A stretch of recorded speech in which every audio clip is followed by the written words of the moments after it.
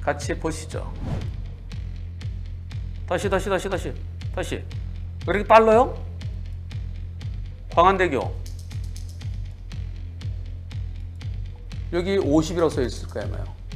이런 램프 가는 속도가 광안대교는 80인가요?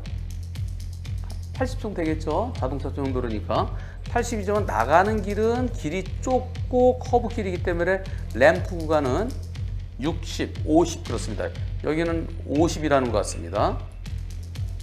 그런데 불박차 속도가 얼마나 되나요? 불박차가 지금 시간이 3시, 새벽 3시 19분. 차가 별로 없으니까 달립니다. 상당한 속도죠?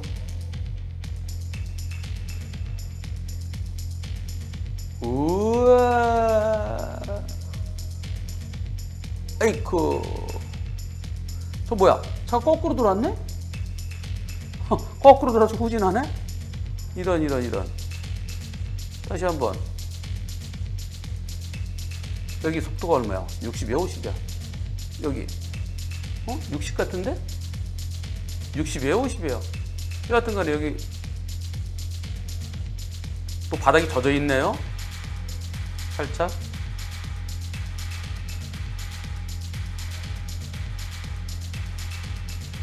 이 사고.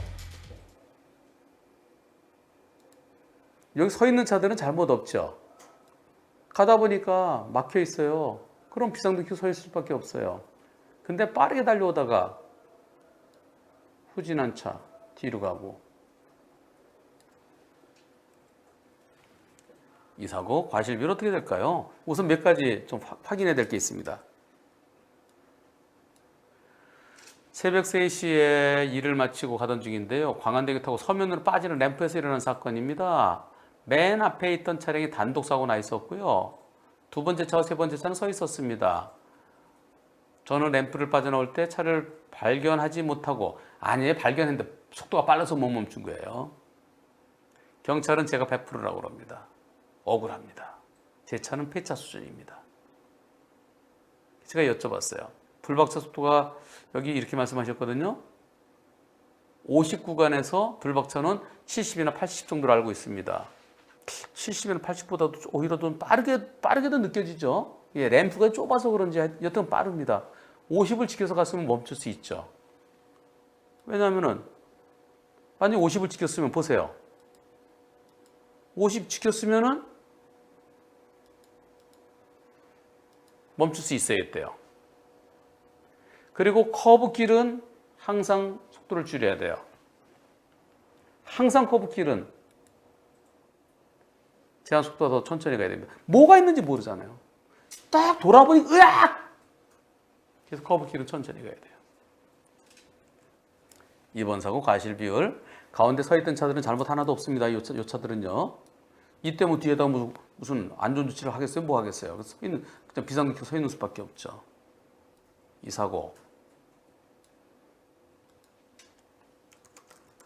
불박차의 100% 잘못일까요? 아니면 역주행으로 들어오던 차에게도 일부 잘못이 있을까요? 불박차의 과속 때문에 100대 빵이다. 불박차 100%. 이 새벽 3시에 차가 막히지도 않을 테 차가 거의 없는 차 때문에 예상을 벗어나 차가 서 있었기에 역주행차에게도 일부 잘못이 있다. 얼마나 될까요? 있으면 한 20, 30%? 30% 전후? 적으면 20%?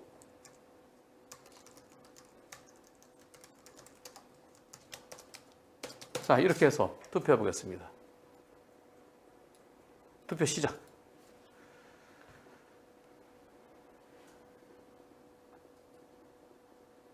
이럴 때 이거 정말 어려워요. 어렵습니다.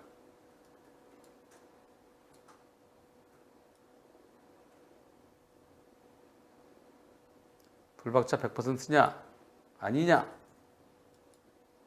속도가 빨라요. 지금 바닥이 좀 젖은 것 같지? 밑에 비치잖아, 저기 바닥에. 속도가 빨랐어요. 속도만 안 빨라.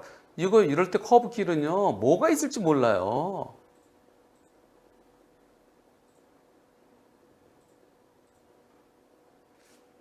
좀 어렵습니다. 네, 정말 어려워요. 고속도로에서요, 앞에 차들이 뚜루룩 사고 나 있어요. 그래서 계속 서 있어요. 근데 뒤에서 달려온 차가 꽝 들이받았어요. 그거랑 차이가 없을 것 같아요. 그래서 여러분들은 불박차 100%라는 의견이 많습니다. 81%. 그런데 앞차에도 잘못이 있다가 원인 제공 차에게 잘못이 있다가 19%.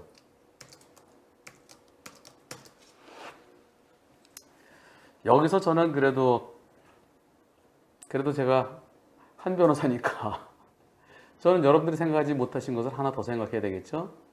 저기 자동차 전용 도로죠. 자동차 전용 도로나 고속도로에서 사고 나면 어떻게 해야 되나요? 뒷차한테 2차 사고 예방을 후속 조치를 해줘야 되죠. 300m, 500m 뒤에서도 보일 수 있는 불꽃 신호를 해줘야 돼요. 그게 없었어요. 중간에 쓴 차들은 막 지금 섰으니까 할 수 없어요. 처음에 사고 난 차 그걸 해줬어야 돼요. 처음에 역주행으로 들어온 차가 원인 제공했는데 뒤에서 오는 차한테 여기 내가 역주행 들어왔어요. 그러니까 조심하셔야 돼요. 라고 뒤에다 뭐 어떤 조치를 해줘야 돼요. 불박차 잘못됐지만 그런 조치가 없어요. 여기 자동차 전용 도로인데. 그래서 그 부분 때문에 램프 구간도 고속도로의 일부입니다. 램프로 완전히 빠져나와야 고속도로가 끝나는 거예요. 자동차 전용 도로도 이 램프 구간도 자동차 전용 도로예요. 속도만 낮아져 있을 뿐이죠. 고속도로나 자동차 전용 도로는 일반 도로랑 뭐가 차이가 있죠? 차만 다니기 때문에 차가 서면 안 돼요. 왜? 신호등이 없잖아요. 신호등이 없고 교차로가 없어요. 쭉 빠져나갈 줄 알았는데 멍 사고 났어요. 그럼 앞에서 미리 예고편을 해줬어야 돼요. 이 앞에 사고 났다. 빨리 번쩍번쩍. 물론 앞에 뒤에 서 있던 택시들이 비상등 켜고 있었지만 그것건 부족하다는 거예요. 그래서 불박차 100%라고 단정 지키는 어렵습니다. 마음으로는 불박차 100%가 쉽지만 그러나 저기가 자동차 전용도로라는 특수성 때문에 원인 제공한 차에게도 일부 잘못 있을 것 같습니다. 저속도면 후속 조치에 다 쓸었을 거라고요. 500m 뒤에서 보이면은 500m 뒤에서도 번쩍 하는 게 보이게 했으면은 그게 현적으로 어렵죠. 램프 구간에서 그게 현적으로 어려워요. 그러나 그 차 때문에 차가 막혀 있잖아요. 저승사장님 무조건 100%라고요. 예, 그렇게 생각하실 수도 있어요. 근데 법원에 가면 제가 얘기한 대로 이런 걸로 과실 비율 구성을 합니다. 제 얘기가 틀리면 틀렸다 생각하시면 그냥 한 변호사는 그렇게 생각하는구나. 역시 고수는 생각하는 게 좀 한 칸 더 다르게 보는구나. 그렇게 그냥 참고로만 하세요. 만일 저 거꾸로 들어온 차가 종합보험에 안 들고 책임보험에만 가입했다고 생각해 보겠습니다. 그리고 그 차 때문에 뒤에서 누가 죽었다 생각해 봅시다. 누가 식물인간 됐다 생각해 봅시다. 거꾸로 들어간 차, 아니 뒤에서 빨리 들어온 차가 100% 잘못이지. 거꾸로 들어서 무슨 잘못이야? 그렇게 생각하시는 분들 나중에 수억 원 평생 동안 갚아야 될 수 있습니다. 원인 제공한 차, 일반 도로와 고속도로는 다릅니다. 자동차 전용 도로는 고속도로와 자동차 전용 도로는 같은 집안입니다.